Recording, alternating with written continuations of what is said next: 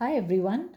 In this session, we'll derive expressions for Kp and Kc for some reactions at equilibrium and try to understand the impact of changing pressure or concentration on these systems at equilibrium. So for this, we'll need to apply the law of mass action and the law of chemical equilibrium. We begin with the first type of reactions wherein the number of moles of gaseous reactants is equal to the number of moles of gaseous products. Our example is the reaction of H2 with I2 to give us hydrogen iodide Hi. Let us first determine two initial conditions, that is, that our reactants are being taken in a closed vessel of volume V liters and the entire reaction system will be maintained at a constant temperature for the entire duration of our study. Let the initial moles of reactant H2 be A moles, for I2 be equal to B moles, and at the beginning we have no product, so 0 moles. Let us assume that X moles of reactant H2 have reacted till equilibrium. So the moles at equilibrium would be initial moles minus the moles reacted till equilibrium, that is A minus X. Now we need to set the moles of the other components of the reaction at equilibrium. For this, we need to refer to the stoichiometry of the reaction. So let us see, for every 1 mole of H2 that reacts, 1 mole of I2 will react. So for every X moles of H2 that has reacted till equilibrium, X moles of I2 will also react. So the moles at equilibrium for I2 would be initial minus the moles reacted till equilibrium, that is B minus X. Now to understand the moles of the product. So again, for every 1 mole of H2 that reacts, 2 moles of Hi are formed. So for every X moles of H2 that react, 2 times 2 X moles of Hi will be formed. So we have the moles at equilibrium. Now we are going to see how to write the molar concentration at equilibrium. What is molar concentration? The moles per volume. So we have already assumed the volume of the container as V liters. So the molar volume at equilibrium is number of moles at equilibrium upon volume V. Moles at equilibrium upon volume. Moles at equilibrium upon volume. Applying the law of mass action and the law of chemical equilibrium, we have Kc equal to product concentrations upon reactant concentrations, but we must remember that each active mass or concentration term must be raised to the balancing coefficient in the given reaction. So we have 2 here, so this active mass is raised to 2. Substituting the value for these active masses at equilibrium, we have these here, and which simplifies to 4x square upon A minus x into B minus x. Please note over here that there is no volume term in this expression for Kc for this given reaction. Let us try to derive the expression for Kp for this same reaction. All conditions are kept the same, that is, the initial moles are the same, the moles at equilibrium are same, the volume is V, the temperature is maintained at the same constant temperature as what we considered for Kc. Let us say that the total pressure is at equilibrium for this reaction mixture is a certain quantity P. As I just said, that the initial moles at equilibrium all remain same. Total moles at equilibrium would be the moles of H2 at equilibrium plus the moles of I2 at equilibrium plus the moles of Hi at equilibrium, which equates to A plus B. The expression for Kp is partial pressure of products upon that of the reactants, with each partial pressure term again being raised to the balancing coefficient which is present in the reaction. Now what we need to find is the partial pressure of each component featuring here. So the formula for partial pressure for any component here would be the mole fraction of that component in the solution or in the gaseous mixture upon total pressure. So mole fraction is, what is the formula for mole fraction? The moles of that component upon total moles. And for finding partial pressure, multiply it by total pressure. So partial pressure of H2 would be mole fraction of H2 into total pressure. Partial pressure of HI would be mole fraction into total pressure. What is mole fraction? Number of moles of that component upon total moles. Substituting the values of these partial pressures in the expression for Kp, we substitute and we get 4x square upon A minus x into B minus x. Here we see that Kp is equal to Kc. And when does this situation appear? When del n is equal to 0. What is delta n? Delta n is the difference in the number of moles of gaseous products and that of gaseous reactants. Once we've got our equilibrium constant expressions, using them we can find the effect of changing pressure or concentration on these systems. So let us see for this system what is the effect of changing pressure.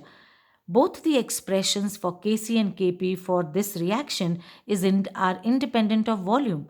And since they are independent of volume, the equilibrium state is not affected by change in volume because volume is not featuring in their Kc, Kp expressions, and therefore, since volume is related to pressure, it is not affected by any change in pressure. Let's see how changing concentrations of either reactants or products affects the equilibrium system. So let's say this is our expression for Kc. Let's say we increase the concentration of H2, I2, either or both. So for that, best is to look at the expression. So the reactant concentration is increased. If reactant concentration is increased, arithmetically, Kc will come down. But Kc cannot come down because Kc is constant at constant temperature. So the system is going to readjust itself in such a way so as to bring back Kc to its original value corresponding to that temperature. And how will the Kc value increase? If Hi increases, and Hi is the product. That means the product formation should increase, and product formation will increase if the reaction proceeds to a greater extent in the forward direction. Now let us have another option, that is, let's add Hi to the equilibrium mixture. So if I add Hi to the equilibrium mixture, Kc should increase, but Kc is constant at constant temperature. So again, remember, the system is going to readjust itself to bring back the value of Kc. How will Kc come down? If Hi decreases. How does Hi decrease? When it is being used up in the reaction. And how does that happen? When the product Hi is converted to reactants, obviously its concentration will be lowered. Kc would be lowered in the sense it will come back to the original equilibrium value corresponding to that constant temperature. That means the backward reaction is going to be favored. And for how long either the forward or the backward is favored to a greater extent? Till as long as it takes for this system to regain the state of equilibrium. Now, another category of reactions where the number of gaseous products is less than the number of moles of gaseous reactants. Our conditions are the same. We are taking a closed vessel whose volume we are considering as V liters. Temperature is being maintained at a constant value, and the example we are considering is the manufacture of ammonia by Haber's process. So N2H2 gives NH3. Let me take initial moles of N2 as A moles, of H2 as B moles, no product at the beginning. Let's say that till equilibrium X moles of N2 have reacted. So the moles at equilibrium for N2 would be A minus moles reacted X. Now again, this is the important part where we determine the moles of the other components. So for every one N2 that has reacted, 3 of H2 are reacting. So for every X moles of N2 that have reacted, 3 times X would have reacted, and so the moles at equilibrium would be initial minus moles reacted, B minus 3X. Again, let us refer to the stoichiometry to find the moles of NH3 at equilibrium. So for every 1 mole of N2 that is reacting, 2 moles of NH3 are formed. So for every X moles of N2 that have reacted till equilibrium, 2 times of X would be formed for the product. Now let us set the molar concentration. What is molar concentration at equilibrium? Moles at equilibrium upon volume, moles at equilibrium upon volume. Using the law of mass action and law of chemical equilibrium, our expression for Kc is product concentration to that of reactants. Again, remember that each active mass has to be raised to the coefficient, which is the balancing digit over here. So 3 for H2 and 2 for NH3. Substituting the values of molar concentration, it simplifies to 4x square into V square upon A minus X into B minus 3x cube. Let us derive the expression for Kp now. So for this again, all the conditions remain same. And what are those? Moles initial same, moles equilibrium same, volume V, temperature constant. Let's say the total pressure of the reaction mixture at equilibrium is P. The total moles at equilibrium would be moles of N2 plus H2 plus ammonia, which comes to A plus B minus 2x. Expression for Kp is partial pressure of ammonia to that of the reactants, with each partial pressure term being raised to the balancing coefficient featuring in the reaction. So now to simplify this, we need to find the partial pressure. What is partial pressure? Mole fraction of each component into total pressure. Mole fraction of H2 into total pressure. Mole fraction of ammonia into total pressure. Just a reminder, what is partial pressure? Mole fraction into total pressure. What is mole fraction? Number of moles of that component upon total moles present in the reaction mixture. Substituting the values of partial pressure, we simplify it to 4x square into A plus B minus 2x to the power 2 or whole square upon P square into A minus X into B minus 3x cube. Now, once we've got our expressions for Kp and Kc, let's see what is the effect of changing pressure on this system. So, for your reference, I have the expression for Kc already available here. Let me increase the pressure of this system at equilibrium. So, if pressure is increased, volume will come down. Where is volume featuring now? Volume is in the numerator. So, if volume decreases, Kc will decrease. But Kc cannot decrease because K is constant at constant temperature. So K has to come up. And how will K come up? When X increases. And what is X? The number of moles that are reacting. That means greater number of reactant moles have to react in order to bring back, or in order that the value of K comes back to its value corresponding to equilibrium point at this constant temperature. That means more reactants reacting, which implies that the forward reaction is being favored if pressure is increased. Now let's do the opposite. Let's decrease the pressure. If pressure of this system is decreased, then volume will increase. If volume increases, Kc should increase, but Kc is constant at constant temperature, so Kc will try to come down to correspond to its value at that constant temperature. How will it come down? When X decreases. What is X? Lesser number of reactants have now to proceed to form the product. So if the forward reaction is slowed down, that means greater number of products are going to interact to form the reactant. That means the backward reaction should be favored if this is the condition being considered. Now let's see what is the impact of changing concentrations on this system. So again, our expression for Kc for this equilibrium system is here. Let's say we increase the concentration of N2 or H2 or both at equilibrium.